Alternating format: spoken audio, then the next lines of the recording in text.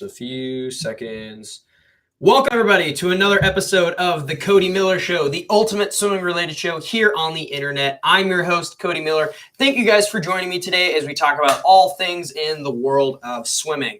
That's racing, that's training, that's the Olympics, that's World Championships, that's the upcoming ISL League, that's whatever it is you guys want to talk about, that's what I'm here for. And listen, we got a lot of cool topics to talk about today. We're going to talk about tempo training. We're going to talk about the ISL League and the dynamics of teams. We're going to talk about open water training, and we're going to talk about short course swimming in the Olympics. Lots of cool stuff. So without further ado, let's get on to our main topics today. And how do you get a main topic here answered by me on my show? It's easy. Send me an email to thecodymillershow@gmail.com. That's thecodymillershow@gmail.com. And maybe, just maybe, you'll see a question answered by me on one of my live shows. Thank you. Now, with that being said, I already hear my dog scratching at the back of my door, and I know Allie is home right now doing crazy stuff. She's probably going to pop in and try to throw me off. I'm not going to let it happen. So the first question of the day comes to us from Armand, who says, big fan, your vlogs motivate me and inspire me. I had a question about Tempo Training Pro. I assume that means the Tempo Trainer tracker that I use in my vlogs. I usually swim alone and have been trying to use the Tempo Trainer to help me keep pace, but I find it hard to keep up with the beats sometimes and fall off in and out of sync. How do I fix this? And more generally speaking, how do you recommend using the Tempo Trainer? Thanks. Okay, great question. So for anyone who watches my vlogs regularly, you'll see a common piece of equipment that we use are I think they're made by Finis. They're those little yellow tempo trainers. And basically all it is it's a little device that you set by pressing a button, and it sets to exactly your race rate or stroke rate or whatever it is. So for me, for example, my race rate in 100-meter breaststroke is a 1.2 to 1.1 tempo. So every 1.1 or 1.2, that's when my hands shoot forward. So two things. Number one, you have to know your race rate and exactly what tempo you're shooting for. And number two, what you're training and how to use it. So for me, during kick sets, if we're doing a breaststroke kick set, and Ray wants our kick tempo to be 0.6. That means every time my feet come together and touch, I should hear the beat. So I should synchronize when my feet come together and kick with the beat, at whatever tempo it is. For me, when we'll do sets of 25s, like racing sets of 25s, four sets of 425s on 30 with a few minutes in between. And I'm supposed to hit 1-2 tempo on the Tempo Trainer. So I guess when you're using it, it's important to keep in mind, like when you're swimming at race rate, you're probably not going to be able to hit it for a really long extended period of time, which is why typically when we do sets, like if we're doing a pull set, for example, I'll set my pull tempo to be 200-meter tempo. And like if we're doing a set of 450s on a minute and we're doing a set of 200-meter tempo, the first 50, I'll set the Tempo Trainer to the tempo. I'll put it in my cap. The first 25 of the 50, I'll ignore the tempo, and I'm just focusing on my technique, right? Exactly how my arm placement is in the water, exactly how high my elbows are. And then when I flip and do the second 25 of the 50, that's when I'm trying to hit the tempo, because I know that I probably can't hold the 200 tempo for the full duration of the set. So I'm focusing on short durations, short periods of time throughout the set, not necessarily throughout the whole set. So oftentimes you'll see me in a vlog write a set that's like 8 100s at 100 tempo or 8 100s at 200 tempo. Well, realistically, I don't think anybody in the world can hold 100-meter tempo race for like 8 100s on like a 130 or a 140. This is getting really nitty-gritty swimming. So it's just short durations of time. That's kind of what we targeted at. So I highly recommend using a Tempo Trainer, regardless of what stroke you're doing, whether you're a freestyler, a butterfly, or whatever. Our backstrokers use them a lot. I know Aaron Pearsall talked a lot about his backstroke tempo and those cycles. So I think it's a really useful tool, and we use them a lot. So basically, to answer your question, I wouldn't put too much stock in trying to hold it for a long period of time. It's just knowing what that feels like, what that tempo feels like, how long you're wearing it for. Thank you so much for the question. I hope that helps. I hope that sheds a little bit of light into using the Tempo Trainer. And our next question today comes to us from Paige. And Paige says, "Hi, Cody. How does the ISL team differ from a traditional swim team, college, club, or even just a high school team? Will y'all practice together or not? If not, besides meets, what really makes you a team? And how will there be a strong, positive environment?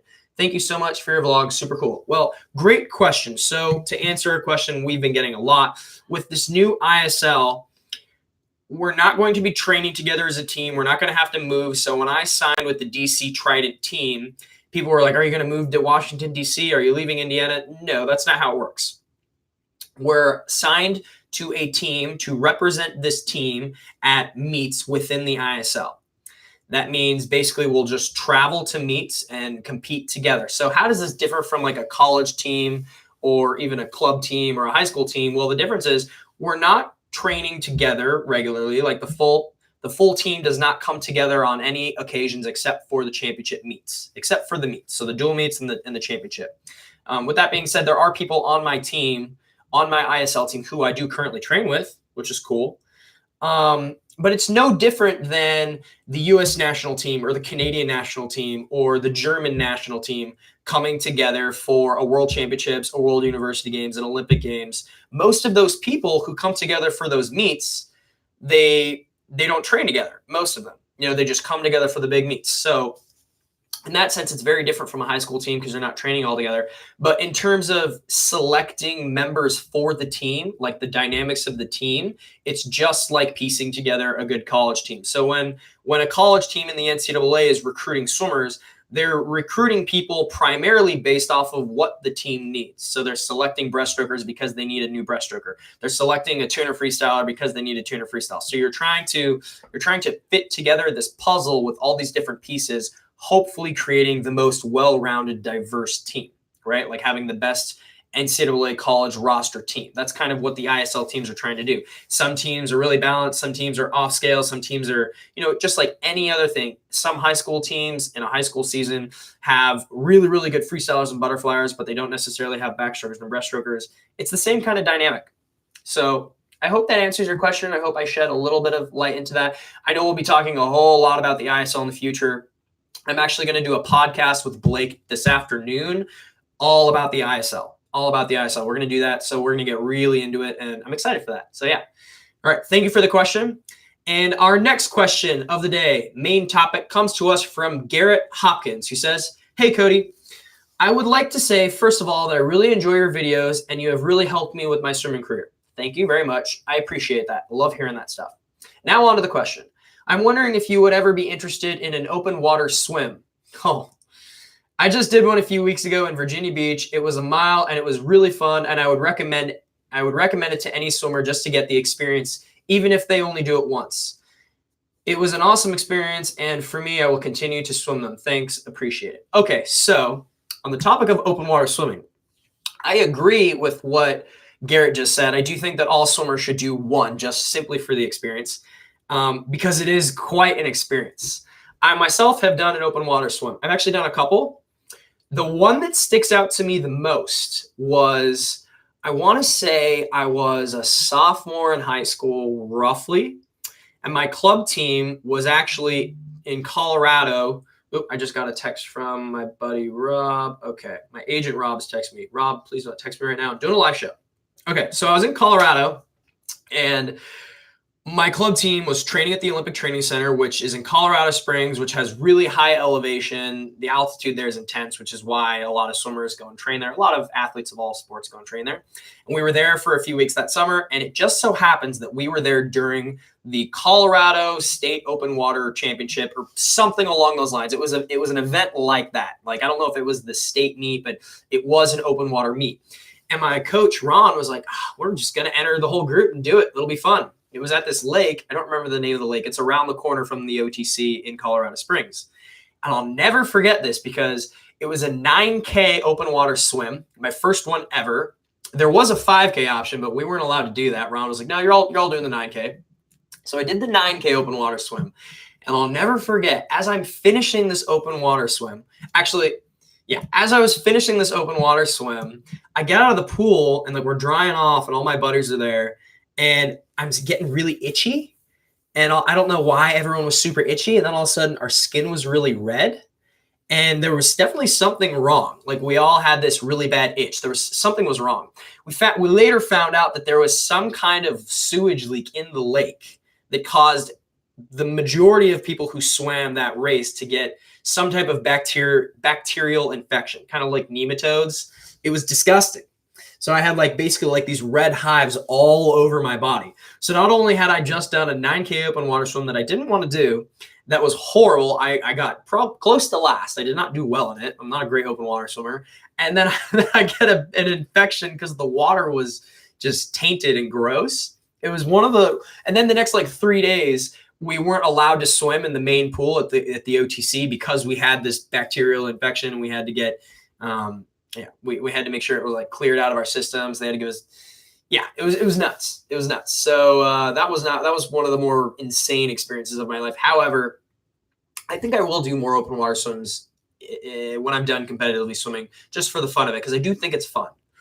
I do think there's something to it. You know, I roomed with an open water swimmer at the Olympics in 2016. My roommate was Jordan Wilimovsky, who got 4th in the 10K in Rio, I believe.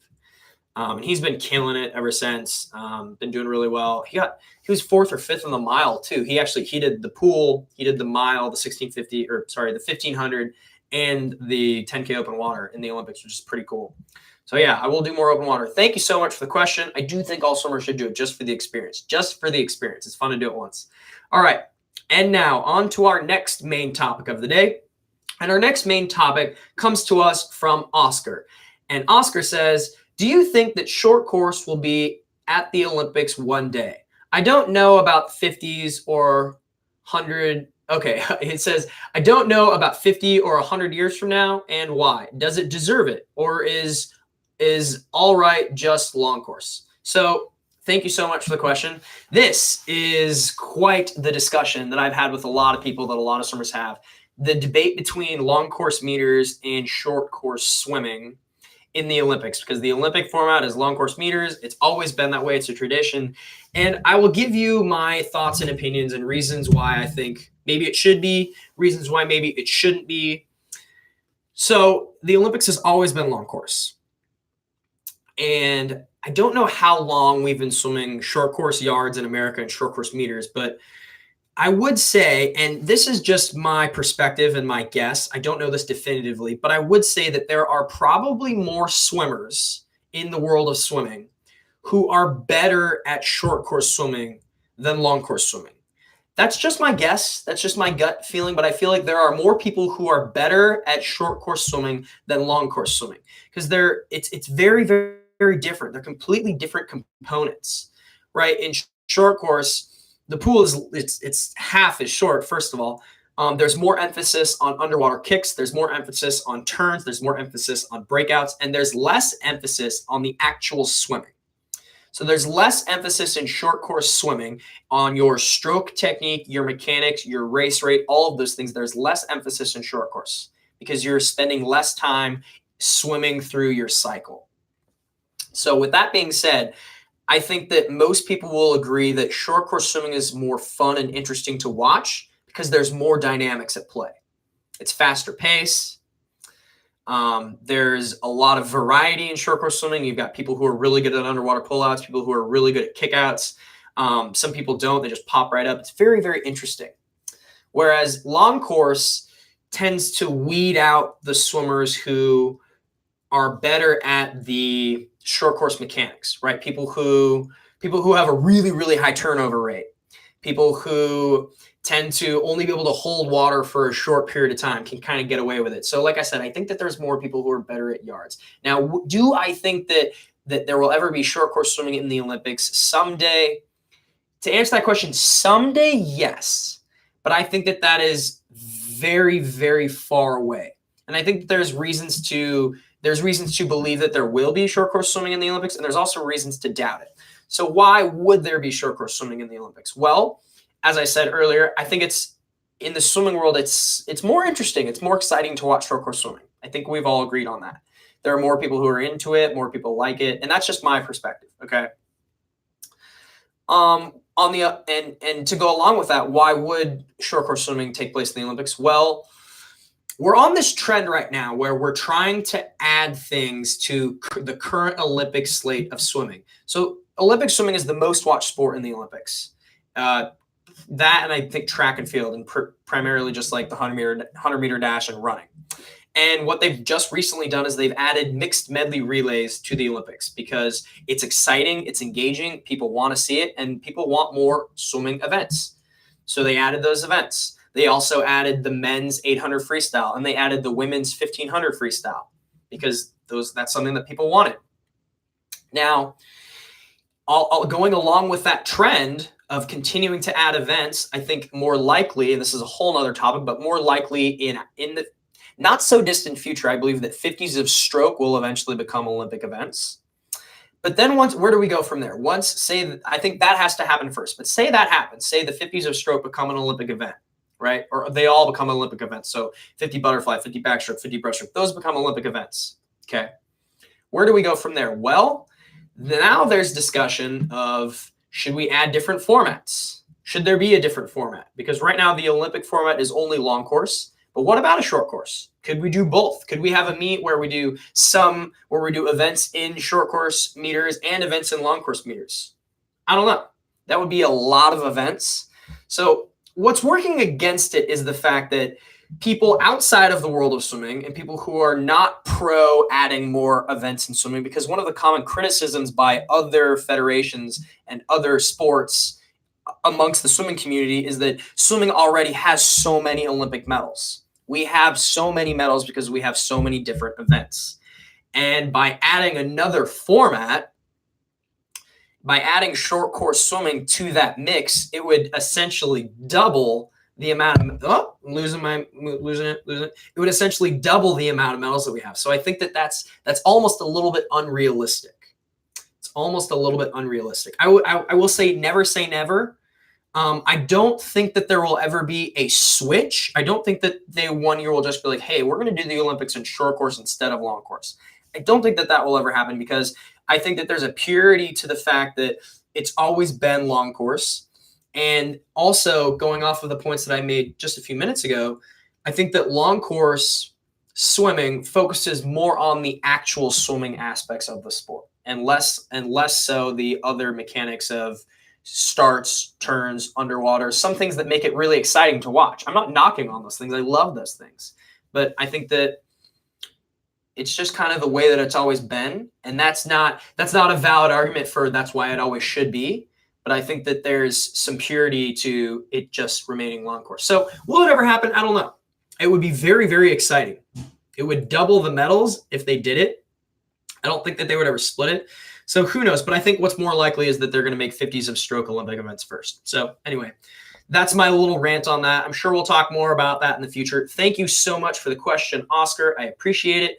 And with that out of the way, that's it for our main topics of the day. Once again, if you guys want to get a main topic on my show, it's easy. Send me an email to thecodymillershow@gmail.com, and maybe you'll get a question answered by me. Now, for the rest of the show, I'm just going to take strictly Instagram questions. So how do you get an Instagram question answered by me? Easy. Follow me on Instagram. When I post a photo asking for questions, send them on in there. That said, I think someday, eventually, I want to try to do like live questions. Like I could sift through this chat board, but there's so much going on. There's like a lot of people talking about just random stuff. I think someday I'll figure out a way to take live questions on the show. But for now, I'll take Instagram questions. So my first Instagram question of the day comes to us from Definitely Not a Swimmer, who says, do you ever just sit back and think about where you came from? Oh, losing my mic. Where you came from swimming wise? Absolutely. I try on a regular basis, on a weekly basis, to just take a moment to sit back and think and really just appreciate where I've come, like how far I've come, where I'm at, the lifestyle I get to live now. I'm very lucky and very fortunate that I get to live the lifestyle of an Olympic swimmer.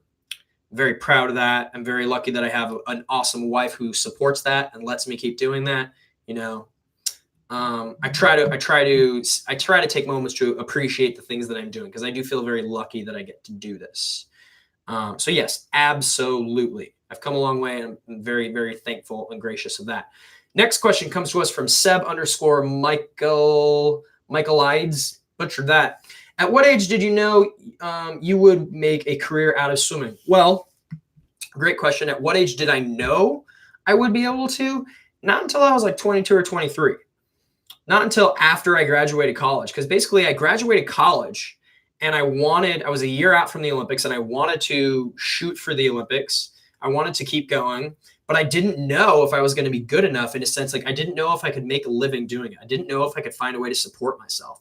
And it wasn't until months after I graduated college where I finally broke on to the U.S. national team and started making funding by the U.S. Olympic Committee per my world ranking.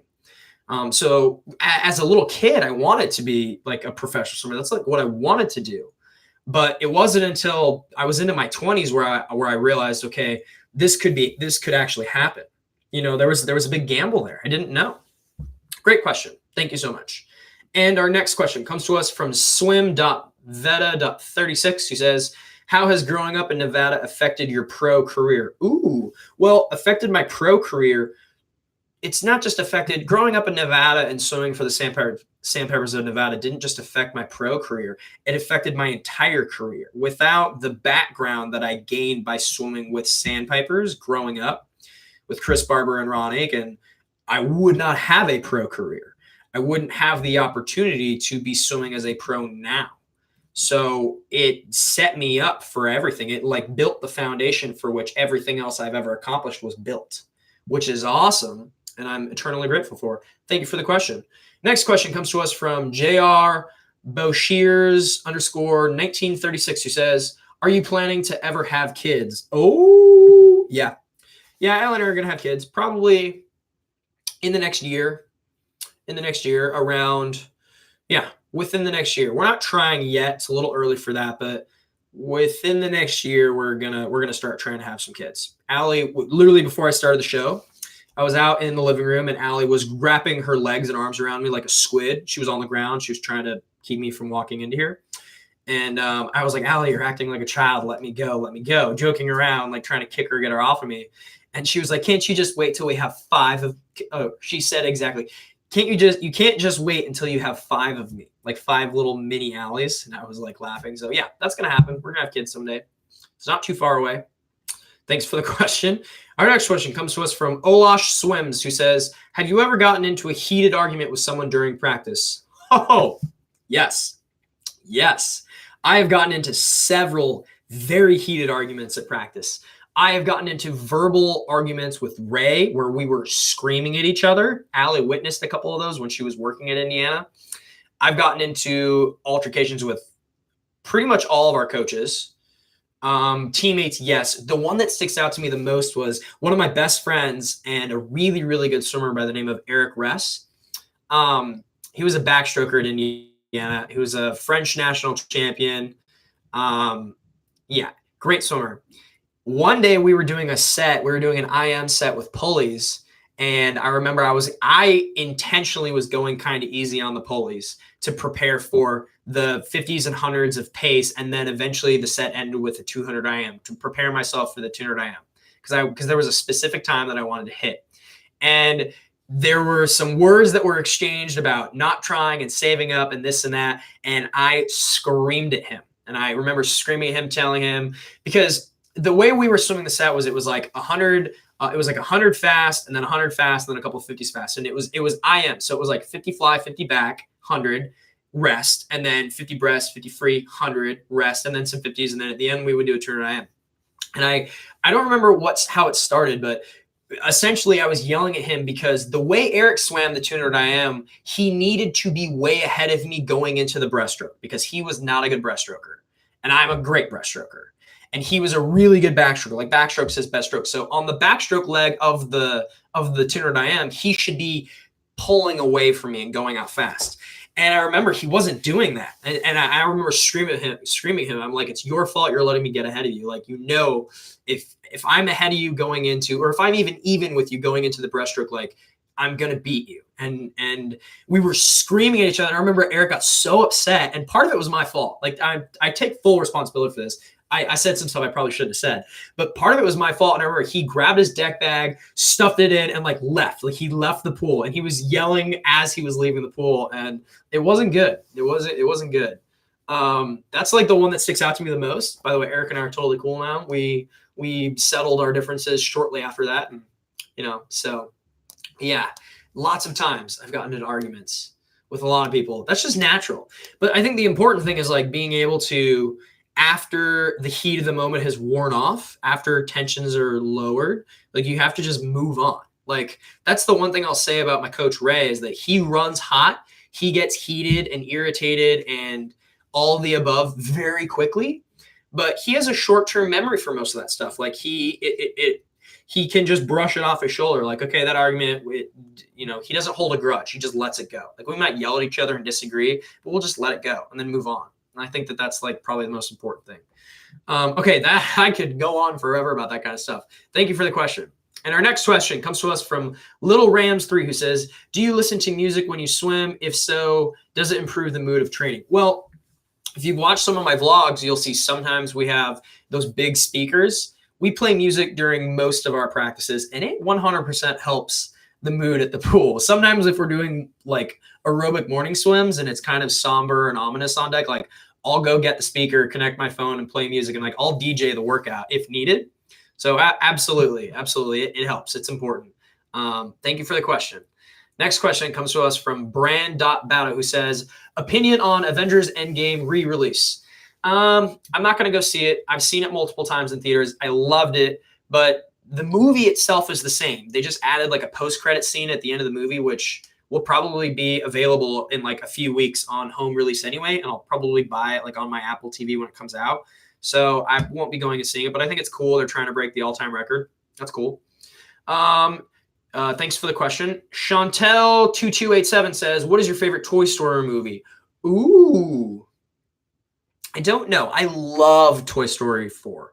Loved it. Like I did not think Toy Story 3 was I will say this. Toy Story 3, I think, is my favorite Toy Story film. And when I saw Toy Story 3, I thought to myself, I don't see how this could have ended any better. I don't think they could have wrapped it up any more perfectly than when they did what they did with Toy Story 3. So when they announced that they were making a Toy Story 4 and when it was coming out, the whole time I was thinking, I was like, I don't see how they could make this any better. I don't see. And then I saw it and I was like, dang, that was a better ending. Like that ended it even more perfectly, even better than Toy Story 3. So I loved it. But I will say Toy Story 3 is my favorite. But man, that is one of the best film franchises ever. They're so good. They're all so good. I love them. I love those movies. Thank you for the question. Next question comes to us from Charlie O'Shea, who says, who is better at video games, you or Michael Phelps? Well, depends on the video game. If we're talking Call of Duty, Phelps. There are a few people that are better than that dude at Call. He's really good at Call of Duty. I played with him a little bit. Yeah, but if it's like Mario Kart, which I'm pretty into right now, very few people can beat me in Mario Kart. Totally depends on the game. I'm like running through all the different games in my head. Just depends. Yeah. Okay. Next question comes to us from Brennan M, who says, on a scale of 1 to 10, how would you rate Avengers Endgame? Well, I don't really like to rate movies, like give it a number per se, but I will say that it is in my top 5 favorite movies of the year, probably flirting with top 3. I loved it, but I don't really give it a score. I don't like doing that. And our next question comes to us from MP Legend 5, who says, planning on getting a new pet? ? Funny thing, Allie on a regular basis likes to say, so when are we getting Frodo? And what she's referring to when she says that is she wants to get another dog. Allie wants a third dog. We have 2. If anyone who watches my videos knows that I have 2 small Pomeranians. Love them, little fur balls. We cannot get another dog. We cannot get another dog because when we both travel, we have to have someone watch our dogs, be it Allie's parents, be it Ian Finnerty's mom, be it our friend Ashley 90, whoever it is. And it's a lot to ask someone to watch 2 dogs. It's way more to ask someone to take care of 3. So like we would be able to take care of 3. We have the house and the backyard to support it. But as far as like we travel a lot and we do stuff, it's not, oh my God, Allie. Oh my God. So I'm sitting in front of a window right now, and Allie just like popped her head behind the computer monitor that I'm looking at, and it's terrified me. She's moving stuff into our shed right now. I can see her going into the shed. That scared me. That really scared me. Oh my God. And there goes Lego hopping in the shed behind her. So anyway, yeah, we're not going to get another dog or another pet, really. Funny, like when Allie and I first started dating, we did some pets. Like we had fish for a little while. Those all died. Those all died. We had those little sharky looking things. I mean, yeah, it's just, we're not going to get another pet. Thank you for the question. We're going to do one more question. Let me sift. Okay. And the final question comes to us from Jal416, who says, how many Easter eggs are in Toy Story 4? Ooh, well, I read an Allie's waving and laughing at me right now. I read an article that said there's like 100 Pixar Easter eggs in Toy Story 4, which is amazing. So I definitely think I need to go back and watch that movie again. I didn't see any. Like the first time watching it, I didn't pick up on any Easter eggs, but I've heard that there's a lot. Like I've heard the scene when they're in the little shop and they go into that little vending machine back room thing, and it's like this nightclub world with all these different toys. I've heard that there's like a Ben Kenobi toy in there. I've heard that you see Boo from Monsters Inc. somewhere in the movie, like on the playground, but I don't know. I need to go back and watch it. All right. That's it. Thank you guys so much for the questions. I very much appreciate it. I hope you enjoyed listening to me talk about some of these swimming related topics, and we'll keep doing this every Thursday. This is the day that I'm doing my live stream show. So thank you guys so much for joining me today. As always, make sure you guys are following me on social media at Swim Miller on Twitter and at Cody Miller on Instagram. Vlogs every Wednesdays. I put up a new vlog yesterday. I'm pretty proud of it. I went cycling with Tom, which was super, super fun. Please subscribe to my YouTube channel if you haven't, and share my videos with your swimmer friends. That really helps. Yeah, I think that's it. So take care. Goodbye. Appreciate it.